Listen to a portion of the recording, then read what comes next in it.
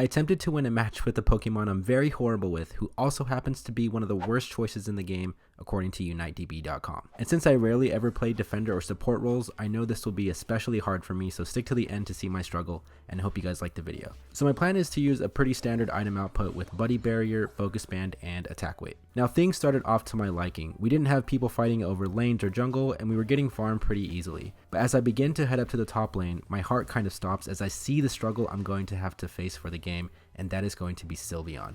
Because even though she isn't the best laner right now, she was used a good amount for the AOS Cup and surprised a lot of people with her being used by the pros. So at this point I'm like, okay, well great, this is gonna be pretty hard. They began to make a little push and almost scored on us, but Bulbasaur and I held them off and turned the tables up in top lane and scored the first goals, while our Haunter managed to get a triple KO. But I end up nearly dying the very next play as they get me down to very little HP and almost had a chance to score some good goals. At this point, we were trading farm and poking damage at each other, but then I realized, I was like, wait, it's almost time for Dreadnought. So I quickly try to make my way down to the bottom lane to help out my teammates.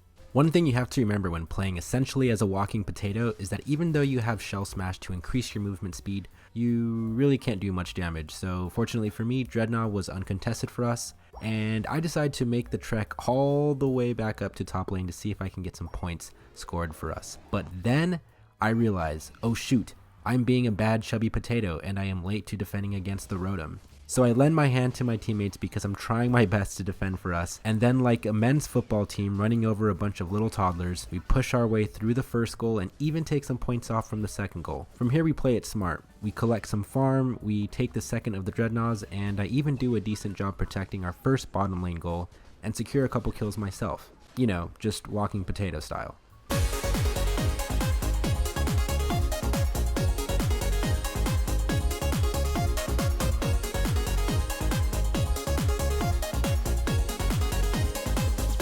But then guys, our potato hero actually takes a turn for the worst when I make a huge mistake that quite possibly could end our epic run in this game. You see, I end up getting a little too cocky and push myself too far down in bottom lane, and it is here, trainers, where our once lively potato becomes a dead potato.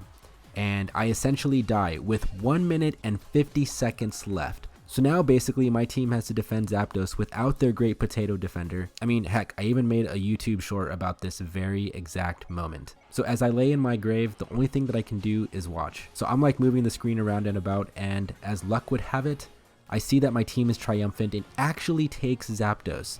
So at this point, I'm just like, okay, let's really drive this Zapdos capture home, and why don't I try to get some extra points for us? So I scurry all the way over to their side to give us 12 extra points. And then the thing that I really don't like to see on my team, but honestly don't really mind seeing it happen to the other team, is I see them actually surrender. And as you guys can see, the final score ends up being 764 to 166. And to be honest, this hardly had to do with talent on my end, because we got quite lucky that their Pikachu and Mr. Mime and Absol scored a combined 5 points altogether. So give this video a like if you guys enjoyed it, and subscribe to the channel if you want to see more stories just like this one right here on the Ezerton channel. Peace out.